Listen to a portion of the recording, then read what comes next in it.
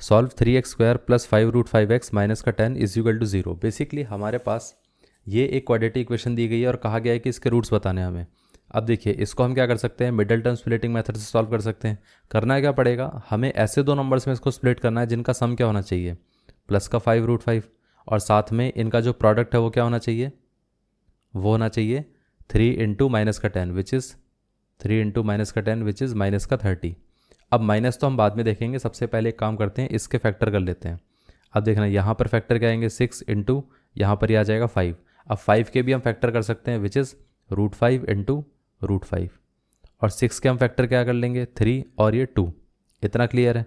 अब देखिए अगर हम यहाँ से एक 2√5 ले लेते हैं और एक ले लेते हैं 3√5, इतना क्लियर है। लेकिन आप एक चीज़ नोटिस करना, अगर हमने ऐसे फैक्टर ले लिए तो यहाँ पर एक मिस्टेक होगी। मिस्टेक क्या होगी वो हम देख लेते हैं। अब इन दोनों को अगर हम ऐड करेंगे तो 5√5 तो आ जाएगा, लेकिन प्रॉब्लम ये है कि इनका मल्टीप्लिकेशन नेगेटिव चाहिए। यहाँ तो पॉजिटिव आ रहा है और पॉजिटिव नंबर हमें चाहिए नहीं। अब एक चीज़ सोचिए कि अगर हमने इसको माइनस माइनस कर दिया तो यहाँ प्रॉब्लम आ जाएगी, और साथ में माइनस माइनस भी कर देंगे तो भी पॉजिटिव रहेगा।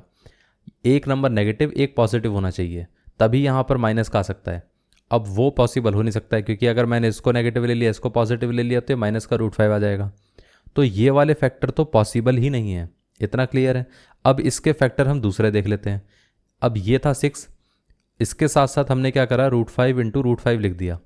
अब हमने क्या करा, एक तो 6√5 ले लिया तो ये आ गया 6√5, और एक हमने क्या करा, ये एज इट इज़ ले लिया विच इज़ √5। इतना क्लियर है। इन दोनों को मल्टीप्लाई करेंगे तो 30 आएगा। हमें क्या चाहिए, माइनस का 30, तो मतलब इन दोनों में से एक नेगेटिव होना चाहिए एक पॉजिटिव। अब पॉजिटिव कौन सा रहेगा, अब क्योंकि सम पॉजिटिव है तो मतलब लार्जर नंबर पॉजिटिव रहेगा, स्मॉलर नंबर नेगेटिव रहेगा। इससे हुआ क्या कि दोनों का मल्टीप्लिकेशन भी नेगेटिव आ गया और साथ में दोनों का एडिशन भी 5√5 आ गया विच इज़ पॉजिटिव। इतना क्लियर है। तो यहाँ से हमारे पास एक्चुअल फैक्टर्स ये हैं, ये वाले नहीं रहेंगे। ये पार्ट क्लियर हो गया।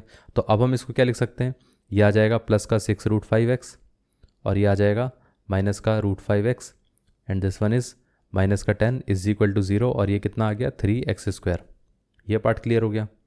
अब देखिए इसमें से अगर हम देखें तो 3 और x दोनों में से कॉमन आ सकता है। यहाँ से x बचेगा, इधर से 3 चला गया और x चला गया तो बचा कितना 2√5। इधर से अगर हम देखें तो माइनस का √5 कॉमन आ सकता है, तो बचेगा क्या, यहाँ से x बचेगा, इधर से √5 चला जाएगा तो बचेगा क्या 5 बचेगा, और साथ में यहाँ पर 2 भी बचेगा तो विच इज़ प्लस का 2√5। इतना क्लियर है। अब x प्लस 2√5 दोनों में से कॉमन आ सकता है, और इसमें से क्या रहेगा, इसमें से रहेगा 3x और इसमें से क्या रहेगा माइनस का √5 इज इक्वल टू 0। अब ये वाला पार्ट अगर 0 के साथ इक्वेट होगा तो x की वैल्यू कितनी रहेगी, माइनस का 2√5, और ये वाला पार्ट अगर 0 के साथ इक्वेट होगा तो x की वैल्यू कितनी आएगी, √5/3। तो यहाँ पर हमारे पास फैक्टर्स कितने आएंगे, एक फैक्टर आएगा माइनस का 2√5 और एक फैक्टर आ जाएगा √5/3। तो ये हमारे आंसर्स हैं। ये हमारे आंसर्स थे।